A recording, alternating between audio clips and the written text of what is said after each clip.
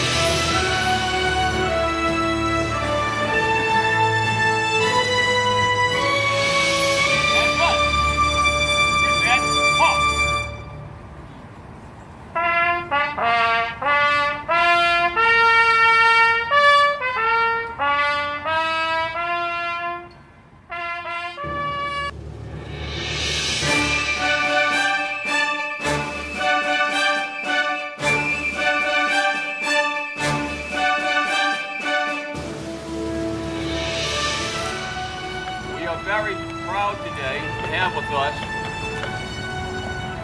a very distinguished and decorated veteran. Sailor, Marine, Airman, or Coast Guardsman, I'm glad to tell you that someone has stepped up to continue your legacy and that your efforts are not forgotten in today's military.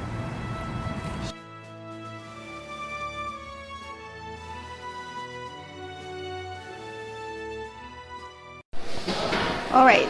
So like I said, just your name, I see your shirt says Navy.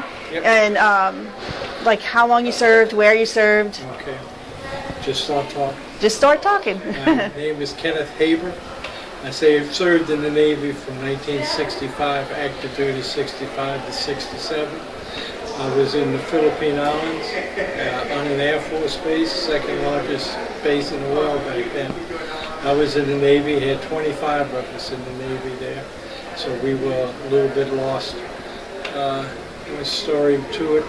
When I got my orders in San Diego, they said everybody was going on ship, going to Vietnam, and they said Philadelphia. I said, there is a God. But he came in the barracks that night, first class, said, I made a mistake. It's the Philippine Island, not PHI Philadelphia, PHI Philippine Island. I went to the library to find out where it was. All I knew about it was MacArthur said I'll be back, and now I had to go. But it was 2 years, it was an experience, and the wife was home, and I was in the Philippines. But we made it through. And, because of the top secret clearance, I got a job with Internal Revenue Service when I got my degree, and I spent 33 years with IRS because of my Navy top secret clearance. Thank you. Okay, well thank you for your service. Well, let me ask you a quick question about the gym. So how long have you been a member with the gym? Well, I had the heart attack in 03. I came over here maybe 05, and I've been here since.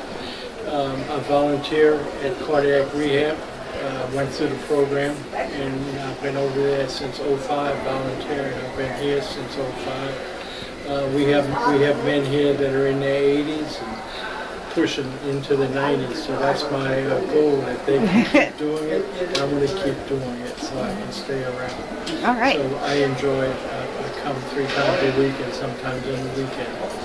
So we okay. All right. Thank you. You're welcome. But if you want to explain why, you know, it says airborne, but you're in the Army, explain that. So, Yeah, my name is Darrell Lejean. I'm corporal in the United States Army, and I served 1953 to 1955. sorry. Okay, sorry. And I was drafted in the Army, and after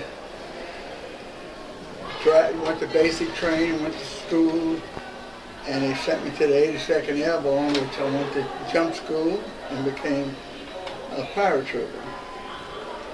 And the Army has other divisions, like the 101st is also Army Airborne Division, like See- 82nd. Yeah, most people don't think of, in terms of the Army having an airborne division. Yes, and they also have some small regiments, combat regiments, like during the Korean War, they had 147th that did some jumping in Korea. And,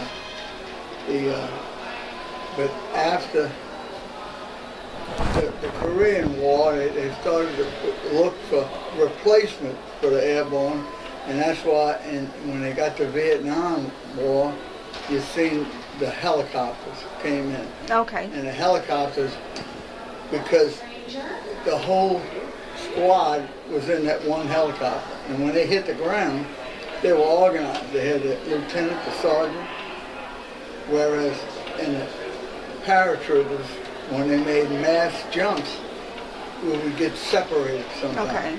Even though we had an assembly called either a flare or streamer in the tree that you assemble to, but with the winds and So that term, hit the ground running, you literally did that. exactly, because one of the reasons is behind the troops was the heavy equipment drops that Okay. the troops needed, like the jeeps and the trucks and the tanks they dropped, and of course the army, the cannons that was needed. So you Right. had to clear the drop zone because you know you had enough time to get off because you didn't want that stuff coming down on you.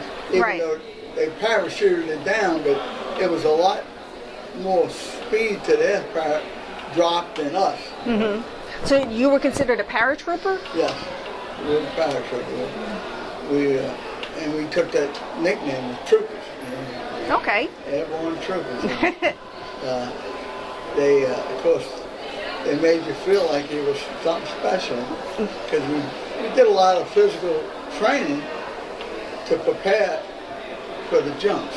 Yes. And that's why we were proud and said we were ready for anything, even though in my period we didn't have any war or police action at that time. We almost went to Lebanon, and we were getting on the planes and they backed us off. But it was just that period, I guess, with the Second World War and later in the Vietnam War, they had some jumps. But it was nice to reminisce today. Our program that we had here was really great, you know. It's good to You look remember back- and to think. Yeah, you think back to your days, but you look around some of the World War II veterans that were here and what they went through.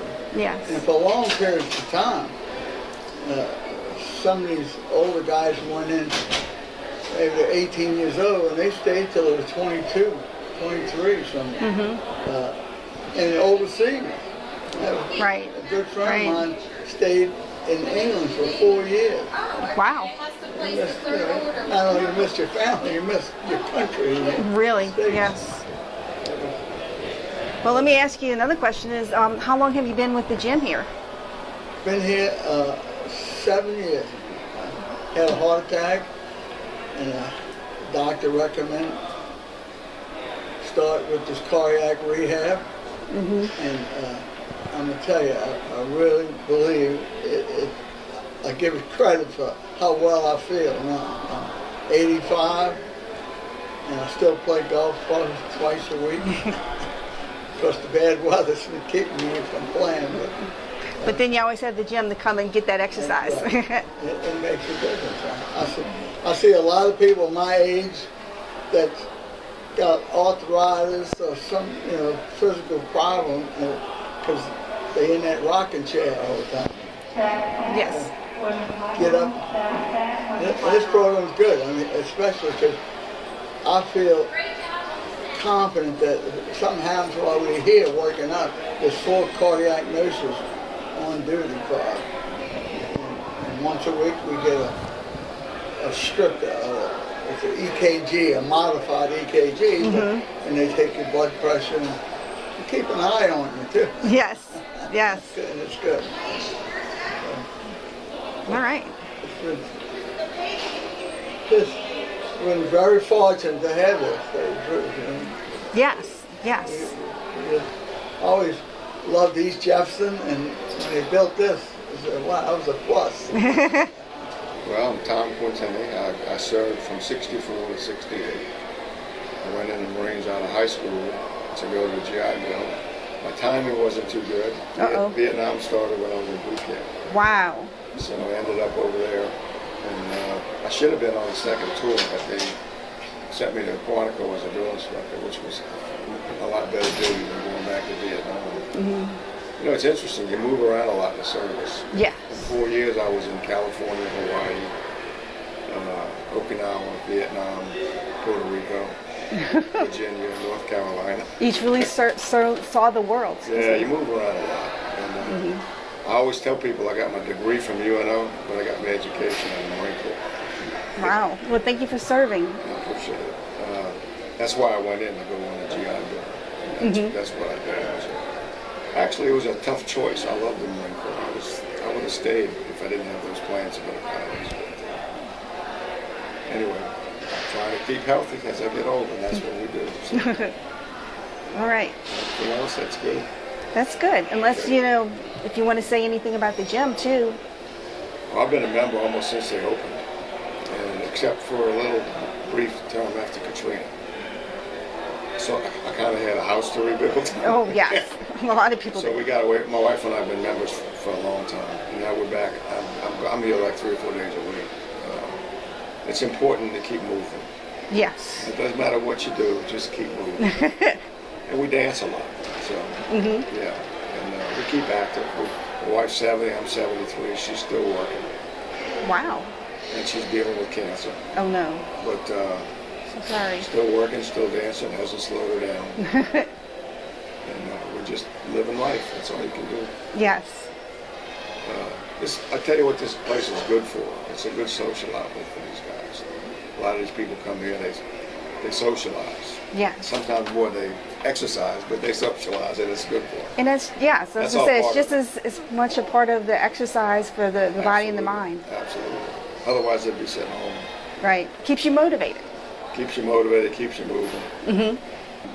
Well, my name's Eugene Fernandez, and I served in the Coast Guard from 1973 to 1993.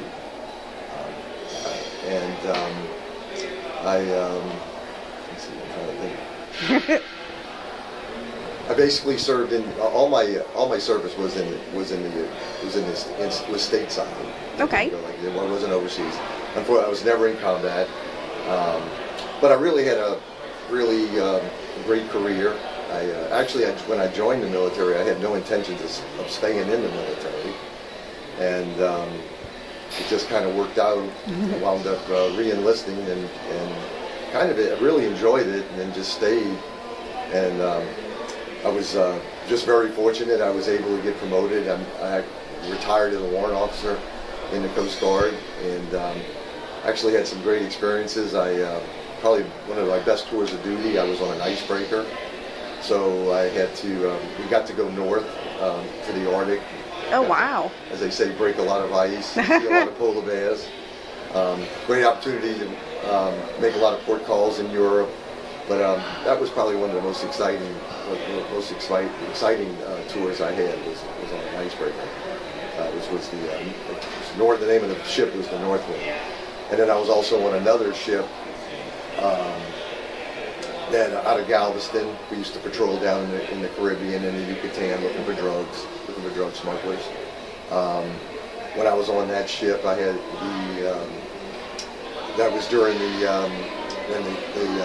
when they call it the Muriel boat lift. That's when Castro allowed the Cubans to leave Cuba, and we wound up going down into the Florida Straits and actually rescuing a lot of people because these people left, and they left on some pretty bad boats. I mean, a lot of them.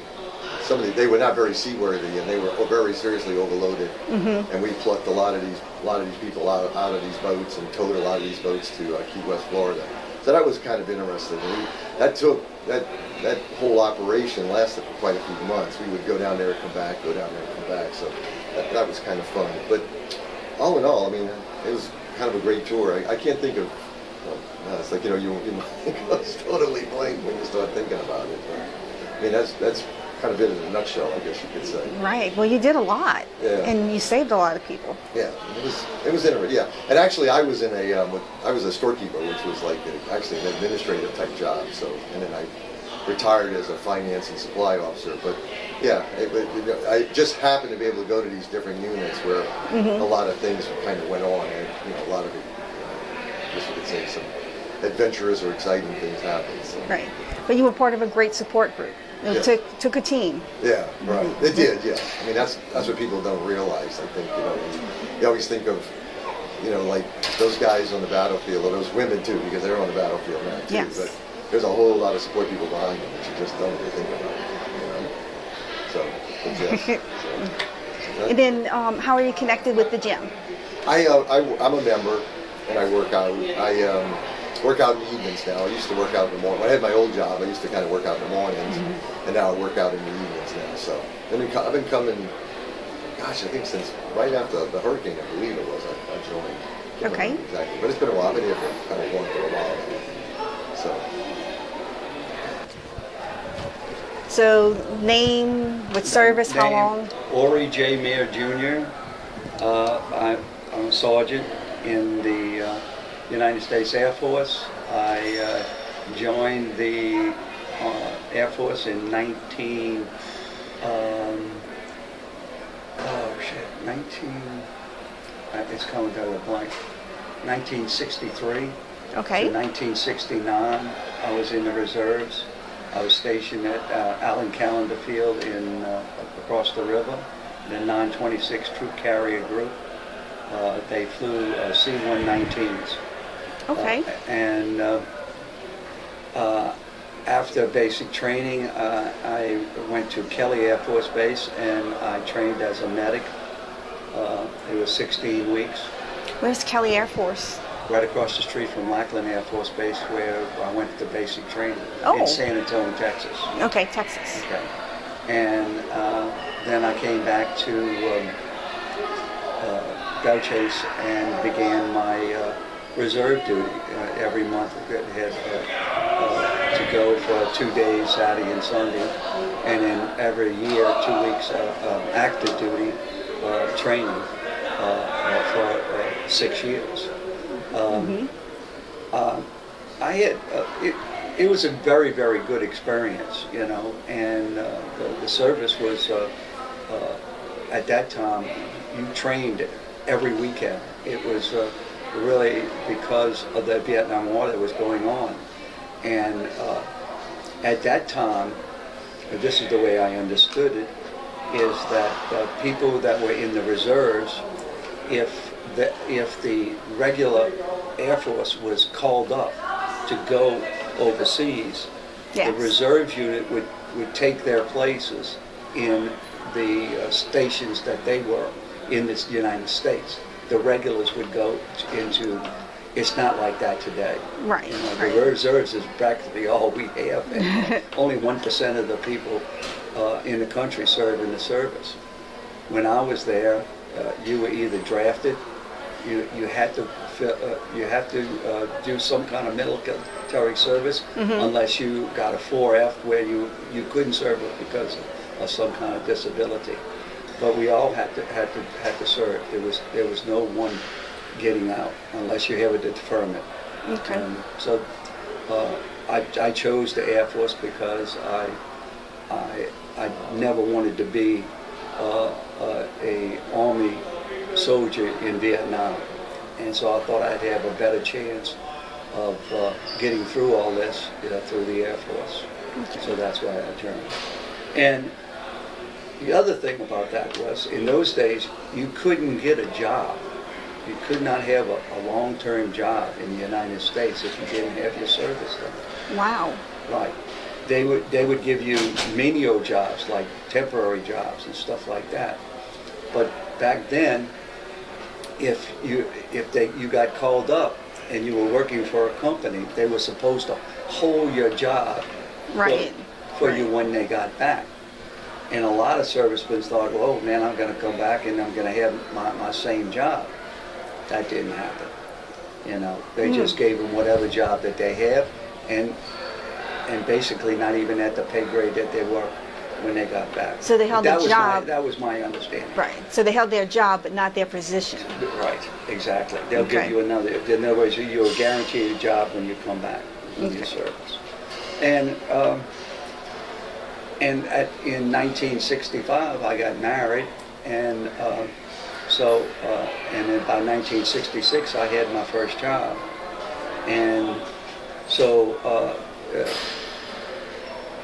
I was able to do my work and go to school and do the things that I needed to do, and that's the main reason why, and to serve my country, because inevitably back then all men had to give 2 years service in the Army or go into the reserves. That was your two choices, right?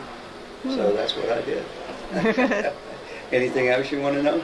Well, you're here at the gym, so how long have you been at the gym? I've been a member from, I would say, let's see, I was at Einstein's from 1995 to 2009. I worked at Einstein's for about 15 years. I worked for them, and I used to come here after work around 3 o'clock in the evening. So around that period, and then from then on till today, I've been coming. I come every 6 days a week. 6 days a week. Wow. Right, and I do a workout every day. Unless I'm sick or I have doctor's appointments or that interfere with it. But most of the time, 6 days a week.